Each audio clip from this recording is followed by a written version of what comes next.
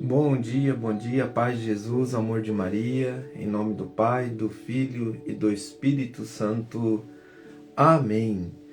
Proclamação do Evangelho de Jesus Cristo, segundo Mateus, capítulo 17, do versículo 22 ao 27.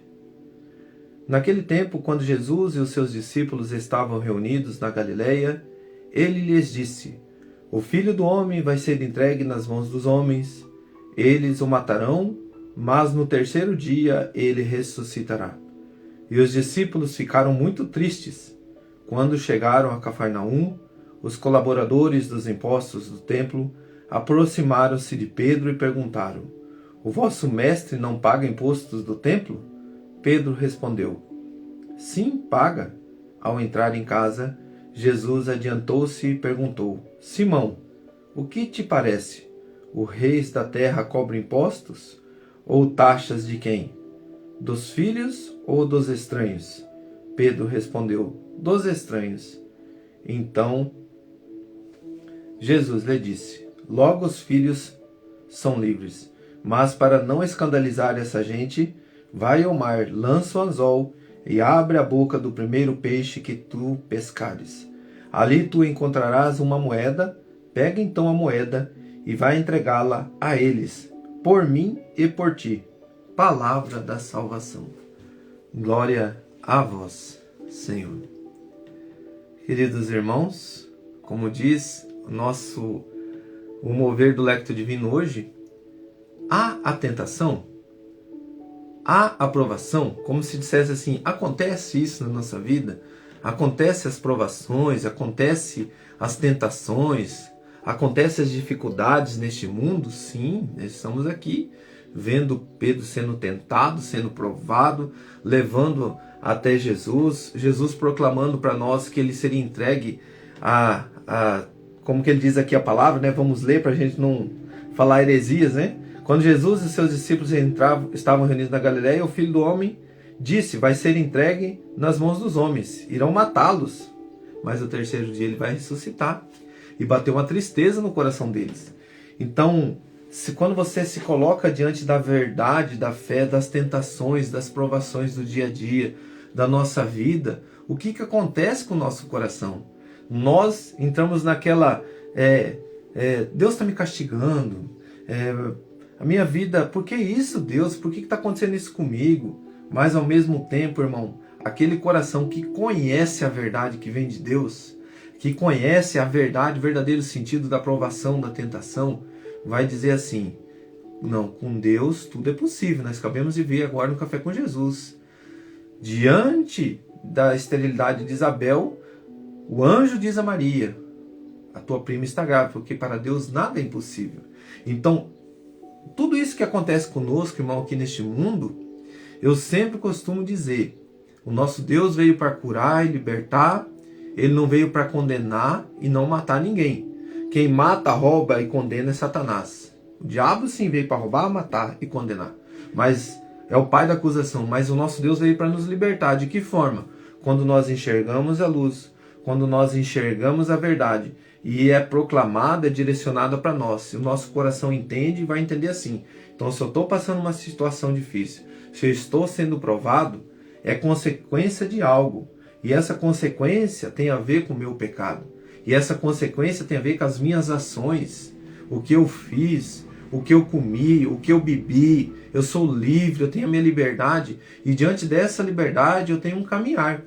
E diante desse caminhar nós vamos ver agora no diário bíblico que diz assim: encontramos Jesus e seus discípulos reunidos. Jesus deseja a todo momento ensinar ao seu pequeno grupo. É nesse ambiente que revela o caminho destinado a percorrer. Então temos um caminho a percorrer. Esse caminho está pautado na cruz e no sofrimento. Ele já não deixa bem claro: no mundo havereis de ter aflição. Coragem, eu venci o mundo. É um versículo bíblico onde o nosso Senhor proclama isso. Está pautado na cruz e no sofrimento, mas também na ressurreição. Também Jesus, ao falar dos impostos, pergunta: os reis da terra cobram impostos ou taxas de quem? Dos filhos ou dos estranhos? Então era cobrado taxa dos estranhos, os filhos não era cobrado. Então Jesus era considerado um estranho para eles. E assim, irmãos, é como quando nós olhamos para Jesus e quando nós colocamos Jesus como um estranho na nossa vida. Mas, se eu entender o mover de Deus, se eu abrir os meus olhos e eu enxergar que Jesus não é um estranho, que Jesus é o Senhor da graça, que o nosso Senhor nos ensina a caminhar. Continuando aqui a reflexão, importante ressaltar que Jesus apresenta um reino onde o que importa não são os impostos, mas a relação de intimidade com Ele.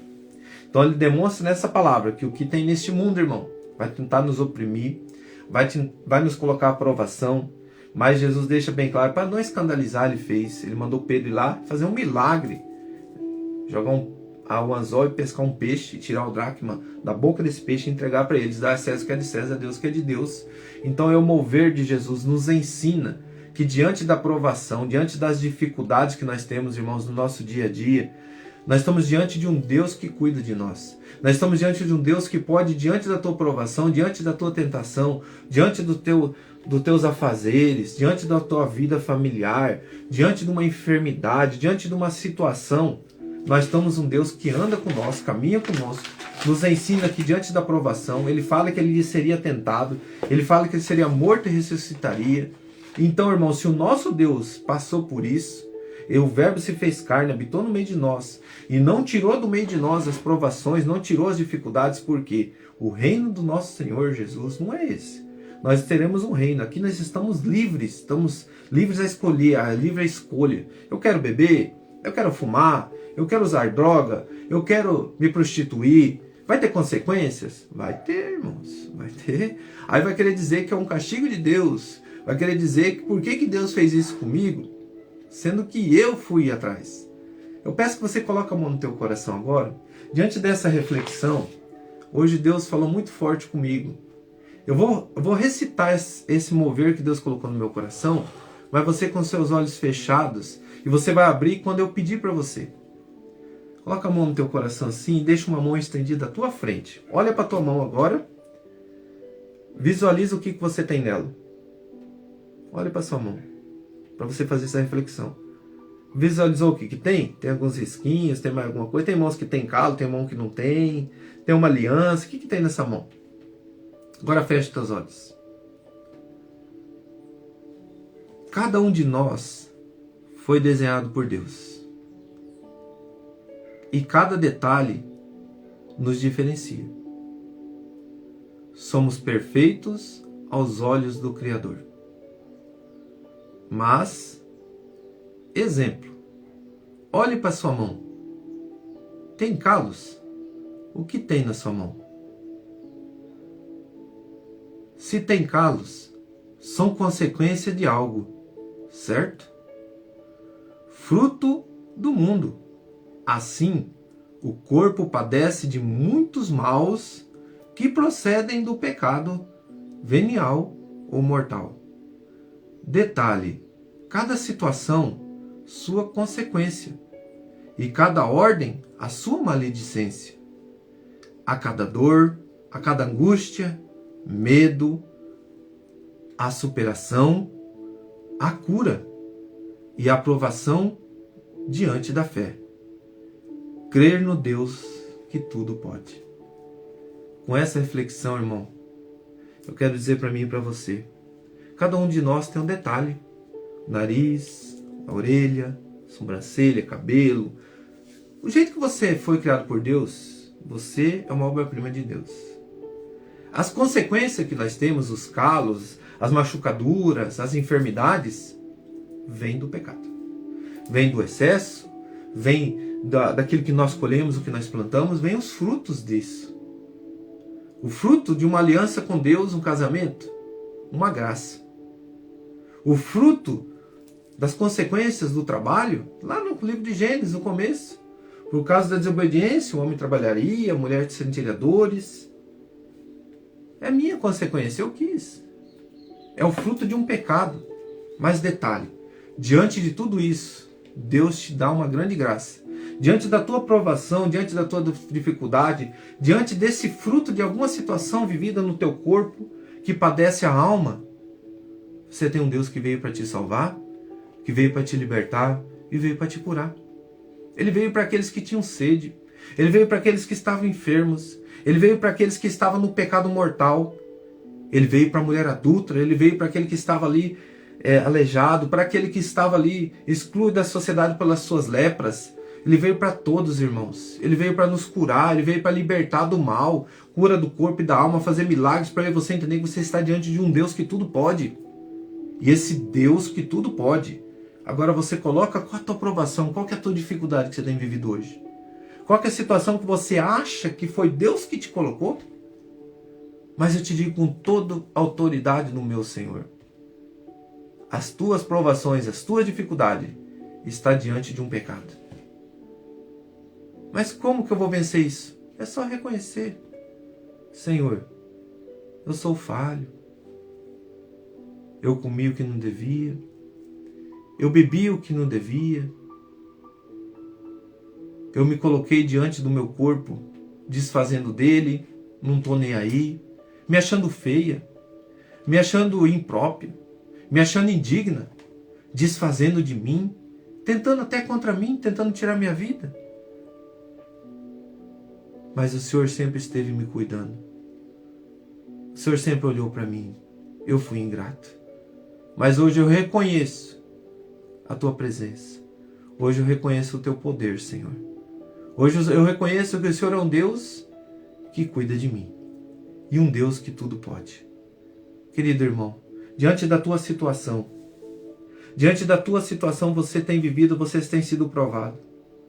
Com fé, acredite, o teu Senhor, neste dia, veio para te curar e te libertar. De toda a situação que o mundo te oprimiu. De todos os calos da vida. De todas as situações que estão marcando o seu corpo e ferindo a sua alma. O desprezo, a maledicência, a dor, o sofrimento, o medo da morte. Querido irmão, diante da provação aqueles homens se entristeceram.